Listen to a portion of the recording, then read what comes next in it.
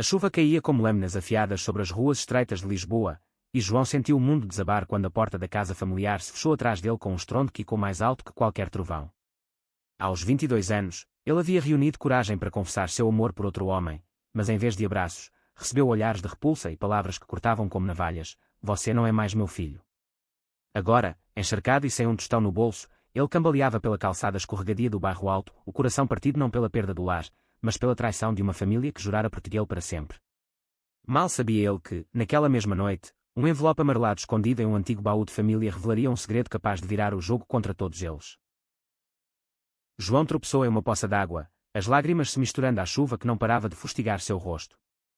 Ele havia crescido naquela casa modesta em Belém, cercado pelo cheiro de pastéis de nata frescos e pelas histórias do avô, um homem excêntrico que viajava pelo mundo colecionando relíquias e segredos. O avô Manuel, com seus olhos twinkling e bigode grisalho, sempre sussurrava para João sobre tesouros escondidos que só os corajosos encontram. Mas agora, aos olhos de sua mãe e pai, João era apenas uma vergonha, um filho que manchava o nome da família católica e conservadora. "Saia daqui, seu degenerado", gritara o pai, um pescador endurecido pelo mar Atlântico, enquanto a mãe virava o rosto, murmurando orações pela salvação de uma alma que ela já considerava perdida. Sem rumo, João se arrastou até um café 24 horas na Praça Luís de Camões, onde o néon piscante prometia refúgio. Ele pediu um café preto com as últimas moedas que tinha, sentando-se em um canto escuro, o vapor da xícara subindo como fantasmas de memórias felizes. Foi ali que seu telefone vibrou pela primeira vez desde a expulsão, uma mensagem de Miguel, o único amigo que sabia de sua orientação sexual. "Onde você está?" "Estou preocupado." "Me liga." Miguel era um artista de rua de 24 anos, com cabelos cacheados e um sorriso que iluminava as noites lisboetas como as luzes do Castelo de São Jorge. Eles se conheceram há um ano em uma manifestação pela igualdade LGBTQ+, na Avenida da Liberdade, onde Miguel pintava murais coloridos de arco-íris desafiando a homofobia enraizada na sociedade portuguesa. "Eu te amo, João", dissera Miguel uma vez, em um sussurro após um beijo roubado sob as estrelas, mas João, temendo o julgamento familiar, havia recuado, deixando o amor pairar como uma promessa não cumprida. Com as mãos trêmulas, João discou o número. "Miguel. Eles me expulsaram. Eu não tenho nada." A voz do outro lado era um bálsamo, urgente e carinhosa. "Fique aí. Estou indo. Não se mexa." Minutos depois, Miguel irrompeu pela porta do café, o casaco de couro salpicado de chuva, os olhos castanhos cheios de uma fúria protetora. Ele abraçou João sem hesitar, ignorando os olhares curiosos dos poucos clientes noturnos. "Você não está sozinho." Nunca esteve. Eles saíram juntos, Miguel carregando a mochila improvisada de João, e caminharam pelas ruas molhadas até o pequeno estúdio de Miguel encheado, um espaço bagunçado com telas inacabadas e o cheiro de tinta fresca. Ali, entre paredes cobertas de grafites que celebravam a diversidade, João desabafou tudo, as noites em claro imaginando como contar à família, o medo de ser rejeitado, e agora, a dor crua de ser tratado como um estranho. Miguel ouvia em silêncio, traçando círculos suaves nas costas de João, um gesto que falava mais que palavras. "Sua família errou, mas isso não define você. Você é forte, João. Lembra do que seu avô dizia sobre tesouros?" João assentiu fracamente, mas a menção ao avô reacendeu uma faísca. Na pressa da expulsão, ele havia pego apenas uma coisa do quarto, um chaveiro antigo com a inicial M, presente do avô em seu aniversário de 18 anos. "Ele disse que era a chave para algo grande", murmurou João, girando o objeto nas mãos. Miguel sorriu, um brilho de curiosidade nos olhos. "Talvez seja hora de descobrir o que é." Na manhã seguinte, o sol de inverno filtrava-se pelas persianas do estúdio, pintando listras douradas no chão de madeira gasta. João acordou com o aroma de café da manhã, ovos mexidos e pão torrado, preparados por Miguel com uma eficiência afetuosa que o fez sentir, pela primeira vez em horas, um vislumbre de normalidade. Eles comeram em silêncio, os olhares se cruzando com uma intensidade que carregava o peso de palavras não ditas. "Eu te disse que te amo", quebrou Miguel o silêncio, pousando a mão sobre a de João. "E eu sinto o mesmo", respondeu João, a voz rouca de emoção. "Mas eu tenho medo. Medo de arrastar você para essa bagunça." Miguel balançou a cabeça. "Amor não é bagunça. É o que nos salva dela." Decididos a desvendar o mistério da chave, eles pegaram o elétrico 28, o bonde icônico que serpenteava pelas colinas de Lisboa como uma veia pulsante da cidade. O destino era a casa da família, mas não para implorar perdão, para buscar respostas. João sentia o estômago revirar ao se aproximar de Belém, onde o mosteiro dos Jerónimos se erguia como um guardião silencioso de segredos coloniais. A rua estava quieta, o ar salgado do Tejo misturando-se ao perfume de gerânios nas varandas. Quando bateram à porta, foi a tia Rosa quem atendeu, uma mulher de meia-idade com olhos bondosos que contrastavam com a rigidez dos pais de João. João. Meu Deus, o que aconteceu? Ela o puxou para dentro antes que ele pudesse explicar, lançando um olhar acusador para Miguel, que esperava no limiar como um sentinela. Dentro da casa, o ar estava pesado com o cheiro de incenso e luto recente. O pai de João fumava um cigarro na sala, o rosto marcado por sulcos profundos, enquanto a mãe preparava o almoço na cozinha, evitando olhares. O que você quer aqui? Rosnou o pai, sem se levantar. João engoliu em seco, a chave queimando em seu bolso. Eu vim pelo baú do avô. Aquele no sótão. Ele me deu isso. Ele ergueu o chaveiro, e o quarto congelou. A mãe parou de mexer a panela, os olhos arregalados. Manuel. Ele sempre disse que havia algo ali para você. O pai bufou. Superstições de um velho louco. Saia, antes que eu chame a polícia. Mas a tia Rosa interveio, sua voz firme como o granito das calçadas lisboetas. Deixem o menino. Pelo menos isso. Relutante, o pai cedeu, e João, com Miguel ao lado, subiu a escada rangente até o sótão poeirento. O baú era de madeira escura, entalhado com motivos náuticos, âncoras e sereias, um relicário do passado marítimo da família. A chave girou com um clique satisfatório, e o lito se abriu, revelando não ouro ou joias, mas pilhas de papéis amarelados, cartas lacradas e um livro de contabilidade grosso como uma bíblia. No topo, um envelope endereçado a meu neto corajoso, João. Com o coração acelerado, João rasgou o envelope. As palavras do avô dançavam na página. Se você está lendo isso, é porque enfrentou a tempestade. Eu sei quem você é, meu menino, o mesmo que eu fui, escondido por décadas.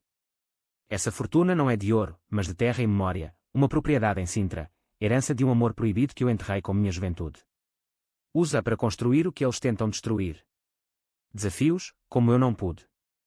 Anexado, um título de propriedade para uma vila escondida nas colinas de Sintra, avaliada em milhões de euros, mais ações em companhias de vinho do Porto que o avô havia acumulado em silêncio. Miguel leu por cima do ombro de João, os olhos se arregalando. Isso muda tudo. Mas o momento de euforia foi interrompido por passos pesados na escada. O pai irrompeu no sótão, o rosto vermelho de raiva ao ver os papéis. O que é isso? Roubo. Você acha que pode vir aqui e levar o que é nosso? A discussão explodiu como um barril de pólvora, acusações voando, homofobia crua, insultos a Miguel como uma influência maligna, e a mãe chorando no pé da escada, dividida entre o medo do pecado e o amor maternal. João, pela primeira vez, ergueu a voz. Isso é meu por direito. O avô sabia quem eu era e me escolheu. Vocês me jogaram fora como lixo. A tensão escalou quando o pai avançou, mas Miguel se interpôs, sua postura calma mas inabalável. Basta. Isso não é sobre ódio. É sobre família, ou o que resta dela. A polícia foi chamada pelos vizinhos alarmados pelo barulho, e João e Miguel foram escoltados para fora, os papéis amassados no bolso.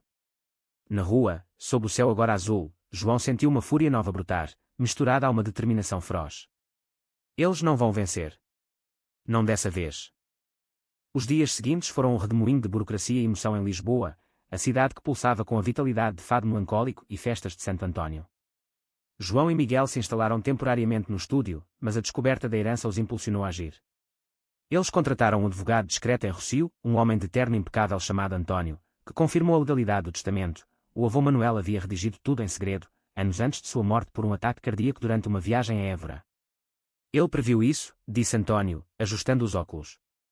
Queria proteger você da rigidez familiar. A vila em Sintra era real, uma mansão neoclássica escondida entre os bosques úmidos, com vinhedos anexos e vistas para o Palácio da Pena, avaliada em mais de 3 milhões de euros. Mas havia um porém. Para reivindicá-la, João precisava confrontar a família em um tribunal, provando não só o direito, mas também sua capacidade de gerir o legado sem influências externas, uma cláusula vaga que cheirava a armadilha. Enquanto esperavam os papéis, o relacionamento entre João e Miguel floresceu como as flores de jasmim nas varandas de Alfama. Noites eram passadas caminhando pelo Tejo, mãos entrelaçadas sob as luzes dos lampiões, conversando sobre sonhos adiados. Miguel confidenciou sua própria ferida. Crescer em uma família de imigrantes cabo-verdianos em Amadora, onde ser gay era um tabu duplo, racial e sexual. Meu pai me bateu uma vez, quando me pegou com um garoto. Fugir para Lisboa salvou minha sanidade. João o abraçou mais forte, sentindo o peito de Miguel subir e descer em sincronia com o seu. Nós vamos construir algo nosso. Algo que ninguém possa tirar. Mas o idílio foi interrompido por uma reviravolta cruel.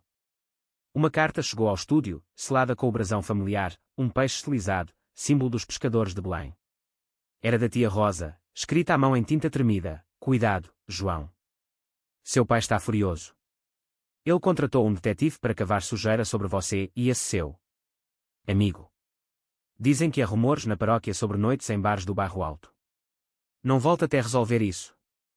O pânico apertou o peito de João. A sociedade portuguesa, apesar dos avanços, o casamento gay legalizado desde 2010, ainda sussurrava preconceitos nas esquinas, especialmente em comunidades tradicionais como a deles. Um escândalo poderia manchar não só a herança, mas sua reputação para sempre. Decididos a contra-atacar, eles viajaram a Sintra no trem regional, o ar fresco das serras revigorando seus espíritos. A vila, chamada Quinta do Segredo, era um sonho encarnado, paredes caiadas de branco, jardins selvagens com palmeiras e fontes borbulhantes, e uma biblioteca repleta de livros empoeirados sobre história que era escondida na Europa. No porão, encontraram mais relíquias do avô, fotos desbotadas de Manuel jovem, abraçado a um homem de traços semelhantes aos de João, em uma praia do Algarve nos anos 60. Ele viveu isso também, sussurrou João, lágrimas escorrendo enquanto traçava o rosto do amante perdido. Miguel o consolou, e ele te deu a chance de viver abertamente. Honre isso. O confronto veio mais cedo que o esperado. Uma noite, enquanto exploravam os vinhedos ao pôr do sol, um carro preto parou na entrada da propriedade. Dele saiu o pai de João, acompanhado de um homem de meia-idade em terno barato, o detetive, sem dúvida. Eu sabia que você viria atrás disso, grunhiu o pai, os olhos enchetados de uísque e raiva. Mas essa casa é da família. Você é uma aberração que Manuel nunca aprovaria. As palavras atingiram como punhais, mas João se ergueu, a voz firme, ele aprovou sim. Escreveu para mim. Sabia quem eu sou e me amou por isso. Ele mostrou as fotos, e o pai recuou como se queimado, o rosto pálido sob a luz crepuscular. O detetive, um tipo viscoso chamado Ramos, tentou intervir. Senhor, há evidências de conduta imprópria. Fotos de manifestações, associações com ativistas. Miguel riu amargamente. Isso é crime agora. Amar quem se ama. A discussão escalou para empurrões, e o pai, em um surto, agarrou o braço de João, murmurando: "Eu fiz isso pelo seu bem. Para te salvar." Mas no fundo daqueles olhos, João viu não só ódio, mas medo de um filho que ousava desafiar o script familiar, de um legado que escapava de suas garras. A polícia de Sintra chegou minutos depois, alertada por um vizinho, e separou os ânimos. O pai foi embora resmungando ameaças de processo, mas o incidente deixou cicatrizes. De volta a Lisboa, João mergulhou em uma espiral de dúvida: e se ele tiver razão? E se eu for mesmo uma decepção? Miguel o puxou para um abraço, os lábios roçando sua testa. Você é minha luz, João. E a dele também, mesmo que ele não veja. Naquela noite, sob as estrelas visíveis da varanda do estúdio, eles compartilharam um beijo lento, cheio de promessas, não de luxúria, mas de uma conexão que curava feridas profundas. A audiência no Tribunal de Lisboa foi marcada para 2 semanas depois, um prazo que se arrastou como as sombras alongadas do aqueduto das águas livres. João passou os dias alternando entre a euforia da herança e o terror do julgamento público. A imprensa local, sempre ávida por dramas familiares com toques de escândalo, começou a farejar a história. Um artigo anónimo no Correio da Manhã insinuava: disputa por fortuna envolve segredos sombrios de família tradicional. Os comentários online eram um poço de veneno, mais um gay querendo destruir valores portugueses, Deus puna os pecadores. João lia tudo em segredo, o estômago revirando, mas Miguel o protegia, confiscando o telefone e o arrastando para passeios curativos pelo jardim botânico, onde o ar perfumado de eucaliptos acalmava a alma. Enquanto isso, a tia Rosa se tornou uma aliada inesperada. Ela visitou o estúdio uma tarde chuvosa, carregando uma cesta de bolos de amêndoa de uma confeitaria em Sintra. Eu sempre soube do seu avô, confessou ela, sentando-se no sofá poído. Ele me contou, uma noite após o enterro da vovó. Amava um homem chamado Luís, um marinheiro que partiu para o Brasil e nunca voltou. Escondeu por vergonha, mas te via como sua redenção. As palavras de Rosa abriram uma janela para o passado, e João sentiu uma ponte se formando entre gerações. Ajude-me no tribunal, pediu ele. Ela assentiu, os olhos úmidos. Pelo Manuel. E por você. O dia da audiência amanheceu nublado, o ar úmido de Lisboa grudando na pele como dúvida. O tribunal em Campo Grande era um prédio austero de concreto, e quando com passos apressados e sussurros de advogados. João entrou de braço dado com Miguel, vestindo um blazer simples que Rosa havia emprestado, sentindo-se exposto como um peixe fora d'água. A família estava lá, o pai rígido ao lado de um advogado pomposo, a mãe com um lenço na mão, e primos distantes que João mal reconhecia, todos com expressões de pena misturada a desdém. Olhem para ele, todo arrumadinho com o namoradinho, murmurou um primo, autossuficiente para doer. O juiz, uma mulher de cabelos grisalhos e olhar penetrante chamada doutora Sofia, iniciou a sessão com neutralidade. O advogado do pai, um homem de voz oleosa, apresentou argumentos. A cláusula de conduta moral invalidava o testamento, citando comportamentos desviantes documentados pelo detetive Ramos. Fotos granuladas de João em uma parada do orgulho gay foram projetadas na tela, arrancando risos abafados da galeria. Isso prova instabilidade, declarou o advogado. O testamento deve reverter para os herdeiros legítimos. João sentiu o chão sumir, mas Miguel apertou sua mão sob a mesa, um âncora silencioso. Então veio a vez de António, o advogado de João. Com precisão cirúrgica, ele desmontou as alegações. O testamento era irrevogável, redigido com testemunhas imparciais, e a cláusula moral era subjetiva, violando leis antidiscriminação portuguesas de 2015. O falecido sabia da orientação do neto e o escolheu precisamente por isso, argumentou, apresentando as cartas e fotos do avô. A sala murmurou quando a imagem de Manuel e Luís surgiu, um escândalo velado que chocou a família. O pai se levantou, o rosto contorcido. Mentiras. Meu pai era um homem de bem. Mas a doutora Sofia bateu o martelo. Silêncio, ou expulso da sala. O testemunho de Rosa foi o golpe de misericórdia. Subindo ao banco das testemunhas, ela falou com voz trêmula mas resoluta. Manuel me confidenciou tudo. Ele via em João o filho que nunca pôde ser. Expulsá-lo agora é trair o sangue que corre em nós. Lágrimas escorreram por seu rosto, e até a mãe de João soluçou baixinho. O pai, porém, permaneceu impassível, os punhos cerrados. Quando o juiz anunciou a decisão, a herança confirmada para João, com custos judiciais para a família opositora, um silêncio atordoado caiu. Vitória, mas amarga. Fora do tribunal, o pai confrontou João na escadaria, a multidão se dispersando como folhas ao vento. Você ganhou a casa, mas perdeu a família, cuspiu ele. João, exausto mas empoderado, rebateu, não perdi. Vocês me perderam. A mãe se aproximou hesitante, tocando o braço do filho. João. Perdoa.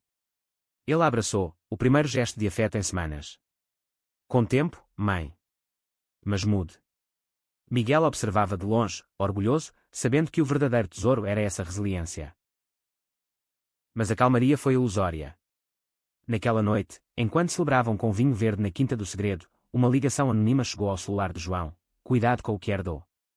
Há mais segredos, e nem todos são seus.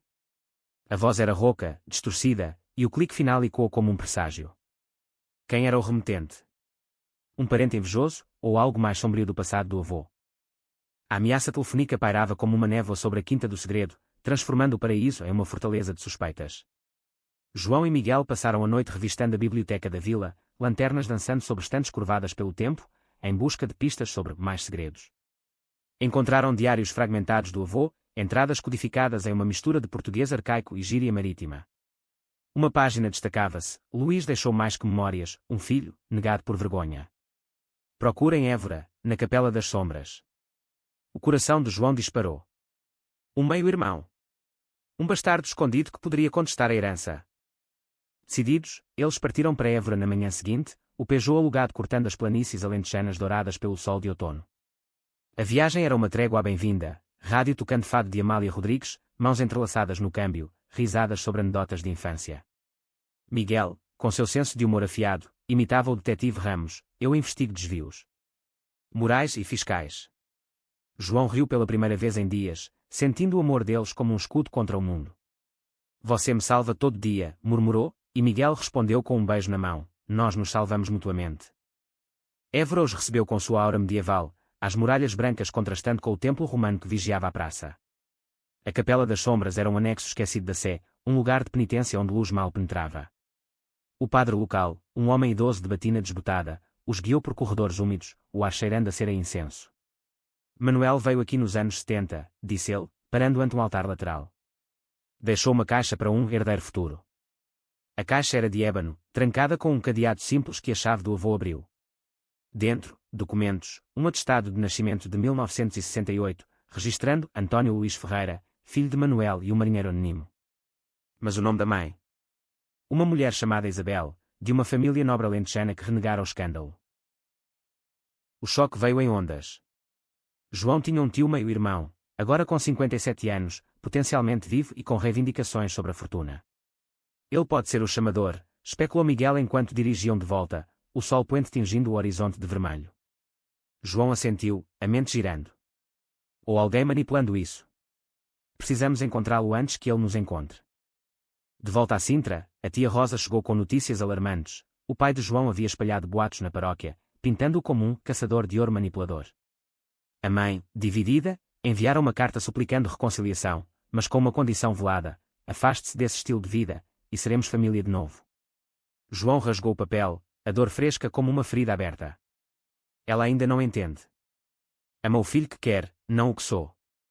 Miguel o consolou durante horas, caminhando pelos jardins da quinta sob a lua cheia, falando de futuro. Vamos transformar isso em um refúgio para gente como nós. Um centro LGBTQ+, nas colinas de Sintra. A pista veio de forma inesperada.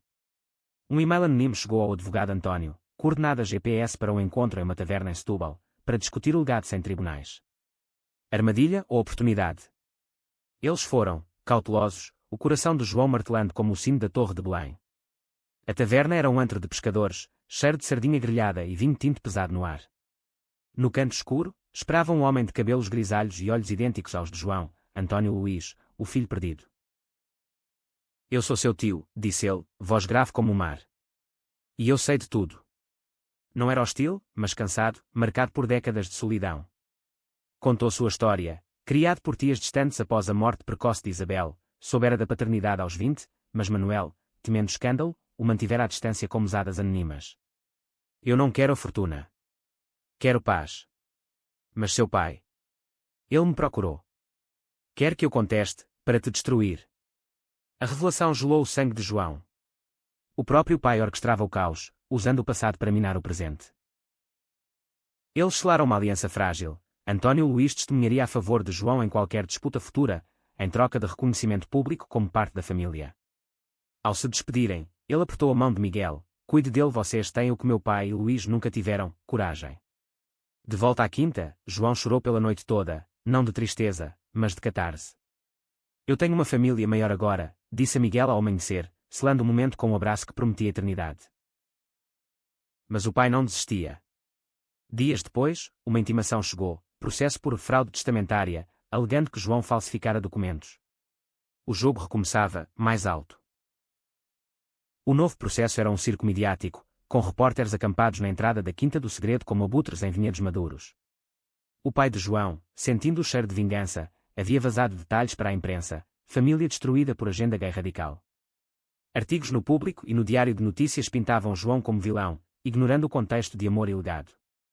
A pressão era sufocante, chamadas de ódio no telefone, grafites homofóbicos nos muros da vila, e até uma petição online na paróquia de Belém pedindo justiça divina. João, outrora tímido, agora enfrentava câmaras com a cabeça erguida, mas à noite, nos braços de Miguel, desabava: eles me transformaram em monstro. Como lutar contra isso? Miguel, com sua alma de ativista, mobilizou aliados. Ele organizou uma vigília silenciosa na Praça do Comércio, dúzias de amigos da comunidade LGBTQ+ de Lisboa acendendo velas arco-íris sob o arco triunfal. Isso não é só sobre uma casa, discursou ele, voz e quando no ar salgado. É sobre o direito de amar sem medo. João falou ao lado, voz trêmula: minha família me rejeitou, mas encontrei outra, uma que me vê inteiro. A multidão aplaudiu, e nas redes, o hashtag Eranca do Amor viralizou, transformando a narrativa de escândalo em símbolo da resistência. Enquanto isso, a mãe de João começou a rachar. Ela apareceu na quinta uma tarde, sozinha, o rosto envelhecido por noites insones. Eu rezo por você, disse, hesitante, estendendo uma mão trêmula.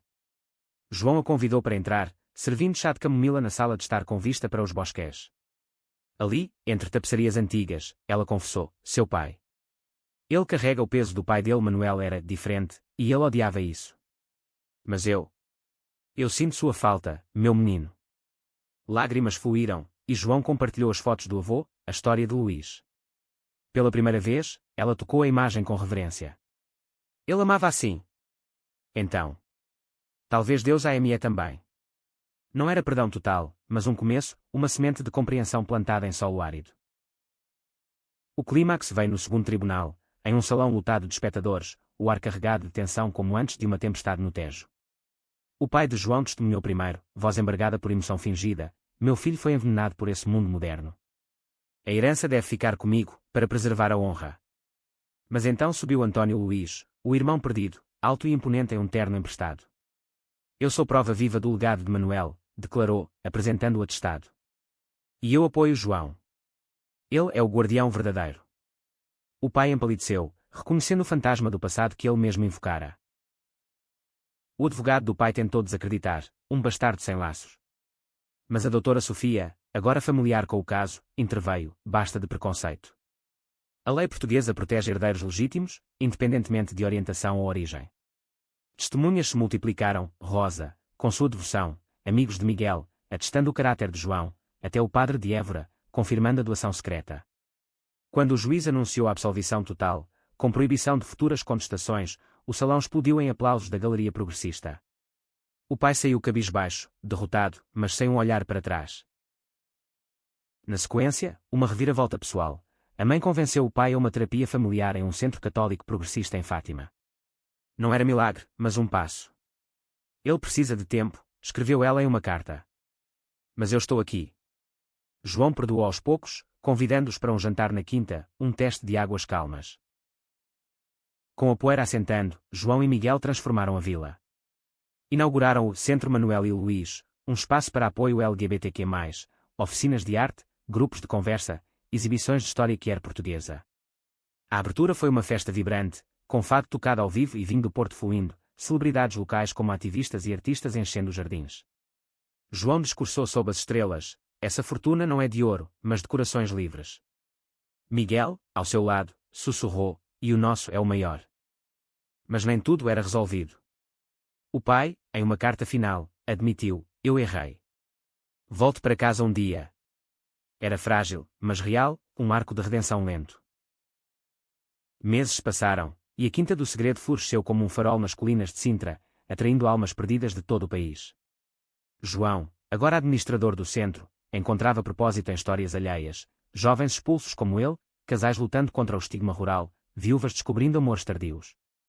Cada sessão de aconselhamento era uma vitória pequena, sendo uma tapeçaria de cura coletiva. Miguel, com seu talento inato, transformou os muros em murais vivos, cenas de amantes antigos em azulejos inspirados nos de Lisboa, simbolizando que o amor transcende eras e preconceitos. O relacionamento deles, testado pelo fogo, emergiu mais forte. Não eram mais rapazes hesitantes, eram parceiros, planejando viagens a Porto para festivais queer, sonhando com a adoção no futuro. Uma noite de verão, no terraço da vila com vista para o Oceano Atlântico, Miguel ajoelhou-se com um anel simples de prata, gravado com um corajoso: casa comigo, João. Não por lei, mas por nós. Lágrimas de alegria escorreram enquanto João respondia sim, selando com um beijo sob fogos de artifício distantes de Cascais. A família, aos poucos, reconectava. A mãe visitava semanalmente, ajudando na cozinha do centro com receitas tradicionais, seus rosários agora pendurados ao lado de bandeiras arco-íris. O pai veio uma vez, rígido, mas ficou para o jantar, murmurando um desculpa rouco após o segundo copo de vinho. Não era perfeito, discussões sobre política e religião ainda faiscavam, mas era progresso, uma ponte reconstruída tijolo por tijolo. Tia Rosa e o tio António Luís se tornaram pilares, ele, contando histórias do Alentejo em rodas de conversa, ela, organizando bazares beneficentes. Uma surpresa final veio do passado. Entre os diários do avô, João encontrou uma carta inacabada para Luís, prometendo reencontro em uma vida após. Inspirado, ele viajou ao Brasil com Miguel, traçando rotas marítimas antigas até uma praia no Rio, onde espalharam cinzas simbólicas no mar. Eles se reencontram agora, disse João, o vento salgado carregando as palavras. Miguel o abraçou: como nós nos reencontramos. Anos depois, o centro expandiu, tornando-se modelo nacional, desafiando preconceitos em vilas remotas. João, em palestras TEDx em Lisboa, compartilhava: a fortuna secreta não era dinheiro, mas liberdade, para amar, perdoar, desafiar. O pai, idoso agora, assistia de casa, orgulhoso em silêncio. E assim, na luz plena de Portugal, João e Miguel construíram um legado de amor, provando que das cinzas da rejeição nasce a força inquebrantável do coração humano.